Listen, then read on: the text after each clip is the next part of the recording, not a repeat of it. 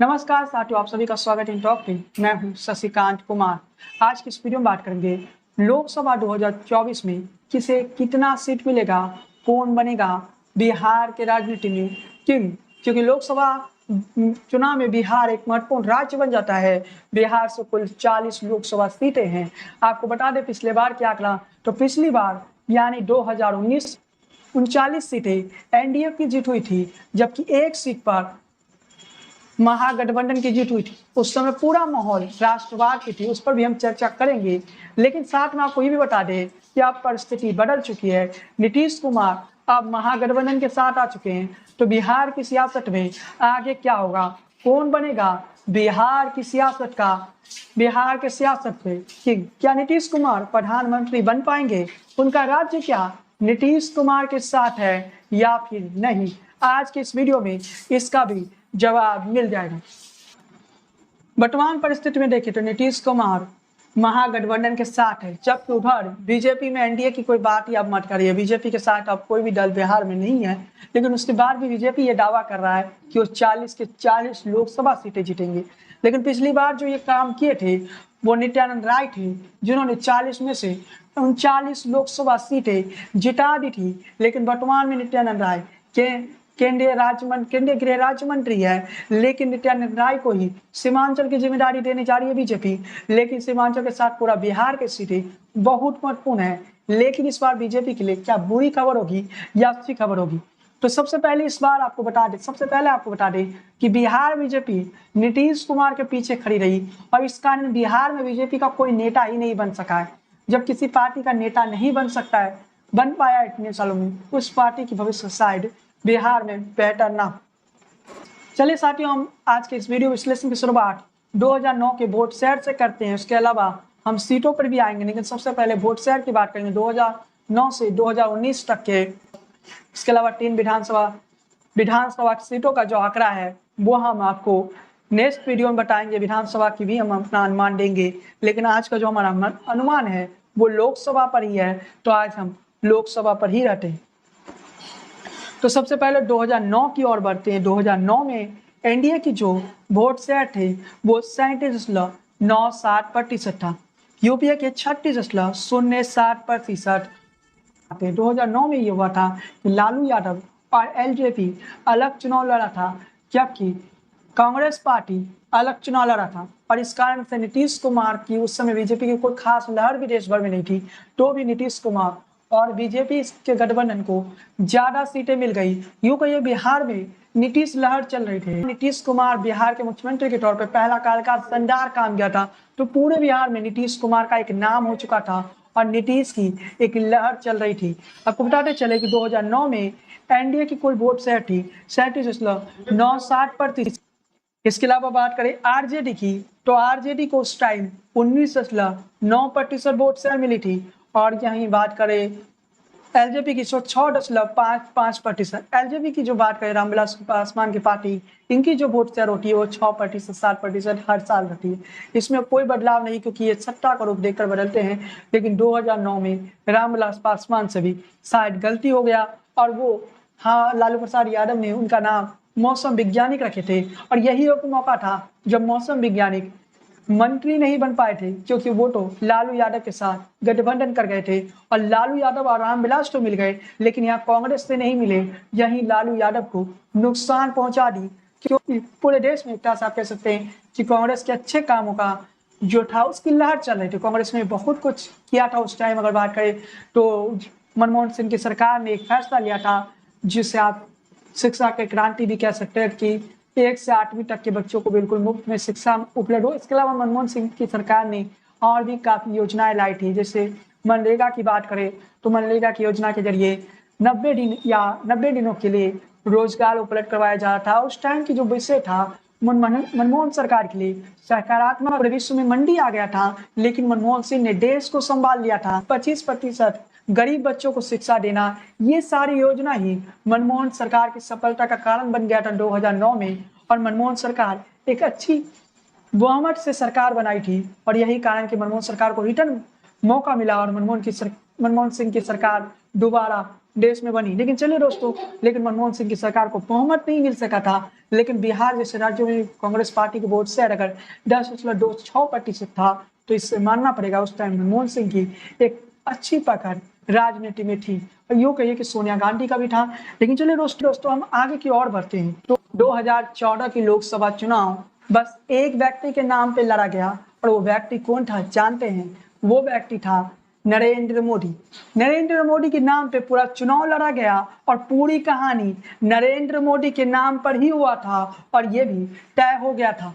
लेकिन 2014 की उस कहानी को मैं बताता हूँ, जो कहानी बहुत ही महत्वपूर्ण था। 2009 में यूपीए ने एक बड़ी जीत हासिल की, सत्ता में वापसी की। लेकिन 2014 आते आते यूपीए के कई मंत्रियों पर भ्रष्टाचार के आरोप लगे, 2G, कॉल घोटाला। इसके अलावा उस टाइम की मीडिया रिपोर्ट को पढ़ते होंगे, उस टाइम के अखबारों को पढ़ते होंगे। मैं भी उस टाइम अखबार पढ़ना नया नया शुरू किया था, तो हर दिन एक ना एक घोटाला की खबर आती थी। कोई दिन 2G घोटाला होता था, किसी दिन कोयला घोटाला होता था। यानी उस टाइम यूपीए के मंत्रियों ने पूरे व्यवस्था को भ्रष्ट तंत्र बना दिया, और इसी की नतीजा रही कि 2014 आते आते जनता में काफी गुस्सा आ चुका था। लेकिन उससे पहले 2011 में कुछ ऐसा हुआ जिसके बाद पूरा नतीजा पहले से ही तय हो गई। 2011 वो साल था जब जनता सड़कों पे आ गई। यूं कहिए कि जनता ने तय कर लिया था, इस बार तो कांग्रेस की यानी यूपीए की सरकार को उखाड़ फेंकना है। और वो टाइम था अन्ना आंदोलन। जब अन्ना आंदोलन हुई, पहले कांग्रेस पार्टी ने बलपूर्वक उस आंदोलन को समाप्त करने की कोशिश की, लेकिन वो आंदोलन समाप्त नहीं हुआ। अन्ना हजारे ने एक शांतिप्रिय तरीके से उस आंदोलन को किया। उसी के नतीजा रही कि अन्ना आंदोलन जेपी आंदोलन के बाद सबसे सक्सेस स्टोरी गिना गया।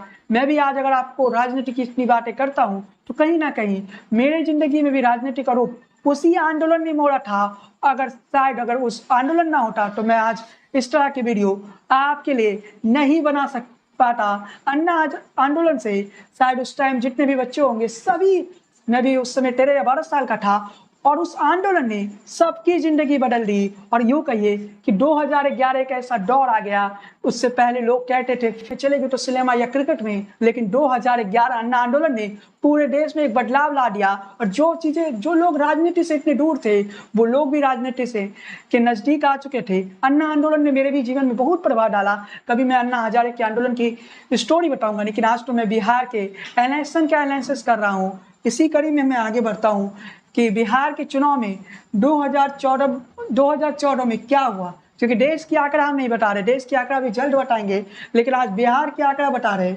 2014 में बीजेपी को 35.47% मतदान मिली, जबकि यूपीए को 30%।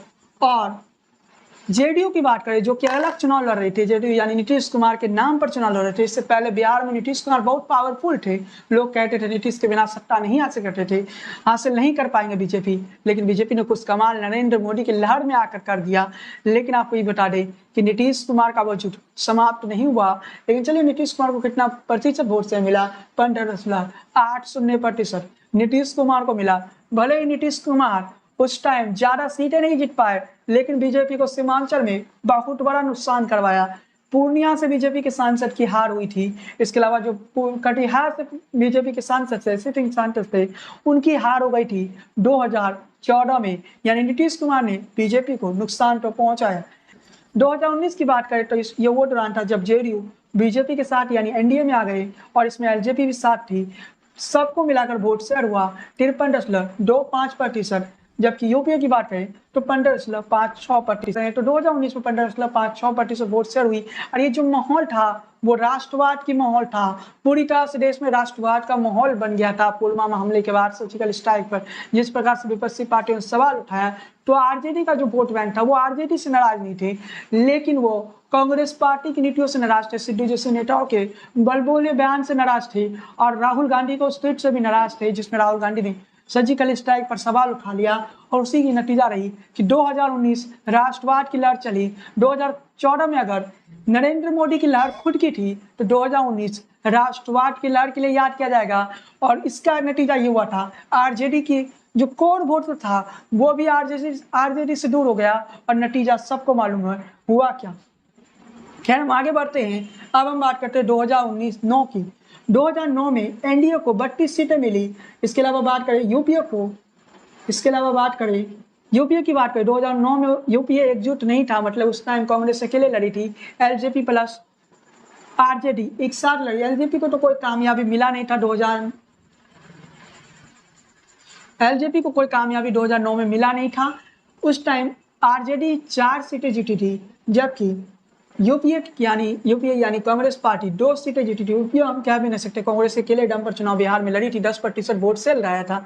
लेकिन ये 2009 की बात थी। आज बिहार की ग्राउंड परिस्थिति अगर आप देखिएगा तो कांग्रेस पार्टी की कोई वजूद नहीं है, और वो थी भी किसके वजह से, तो मनमोहन सिंह की वजह से। अगर राहुल गांधी उस समय भी एक्टिव पॉलिटिक्स में रहते तो शायद 2009 में ही कांग्रेस की लुटिया डूब जाती। लेकिन चलिए दोस्तों, दो सीटें कांग्रेस पार्टी 2009 के लोकसभा चुनाव में जीती।